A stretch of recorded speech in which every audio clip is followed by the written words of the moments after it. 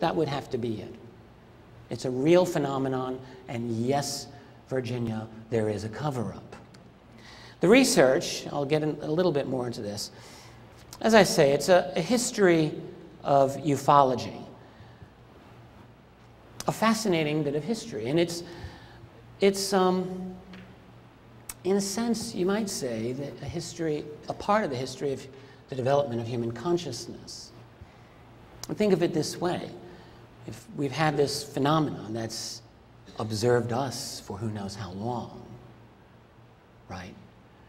And it's really during, I believe, during the 1970s and then the 1980s when researchers, in a sophisticated way, tried to understand who these other beings were. It's our attempt, in a sense, to turn the tables and understand who they were.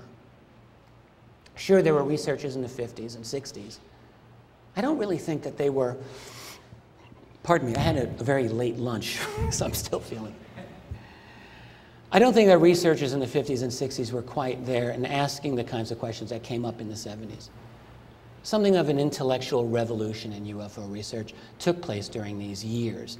A lot of new issues came up that hadn't existed before. The whole concept of crash retrievals became big. There was a lot of resistance to it. It's a story, again, that I document. The story of those people who tried to bring this issue to the fore and those who said, no, that's a lot of nonsense. It was a very heated issue. Still is to a lesser extent. In the 70s and 80s, it was a big issue. People got very upset over it. The topic of abductions, probably more so. Yes, it had been known that there were probably isolated cases of what appeared to be abductions by aliens. Everyone knew about the Barney and Betty Hill case of 1961 and a few others. But the idea back then is, well, don't be in the wrong place at the wrong time, because if they see you, they may just take you. What happened during the 1980s was a completely different understanding of that phenomenon. People like Bud Hopkins, foremost among them, argued, no, no, that's not how it is at all.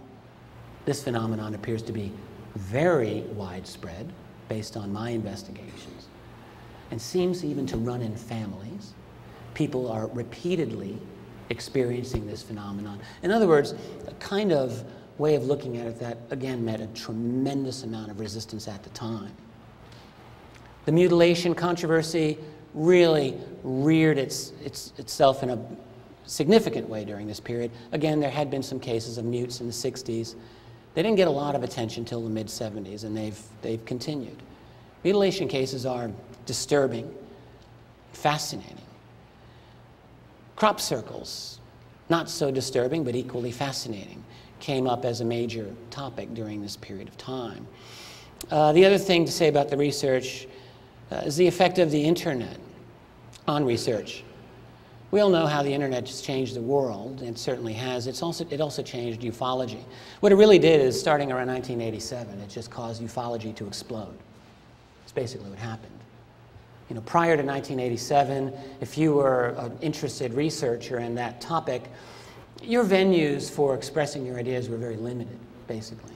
There were some journals that were out there with a limited distribution. You could try to create your own journal, which some people did, and have an even more limited distribution. All the journals had their own editorial policies for submission, of course, so you had to be careful what you wrote. And that was about it. Starting in 1987, 86 and 87, we get the very beginnings of what we now would call the internet. Back then, there was no World Wide Web, but there were news groups, bulletin boards. And in fact, the earliest non-computer programming bulletin board was dedicated to UFOs. UFO topic is one of the true pioneers of the internet. And by 1987, it allowed people in this field to publish their thoughts without having to worry who was going to edit them. It just went out there, and suddenly they were getting more readers than those people who'd submitted their articles to the MUFON UFO Journal. And suddenly, the old guard of ufology lost control over this domain. You could say that's a good thing, you could say that's a bad thing, but that's what happened, for better and for worse, in fact. Because after that, a flood of information then came out. And again, a fascinating story.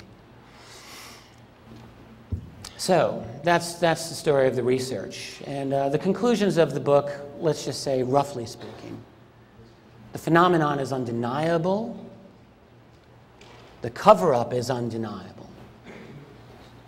There's a confrontational nature to this phenomenon. There are many of them. Militaries around the world have been chasing these things, not just the American military. Now, that doesn't mean that we're the bad guys or that we're the good guys. That's a different issue. What it does mean, though, is that there is some trouble in paradise. Someone's not getting along with someone else. That we can say.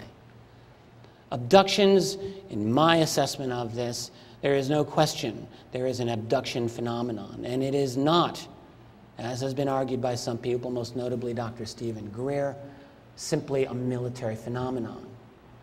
In fact, I think it's irresponsible to make this argument. There is something, yes, you can clap for that. It boggles my mind, to be perfectly candid here, that a researcher can make such a blanket statement. You have a phenomenon that's gone on globally for a long time. You have individuals that are describing highly consistent things in terms of their abduction experience. And I don't know what else it can be other than a kind of religious-like zeal that can cause a person blindly to say the only abductions that occur are military. This I find indefensible.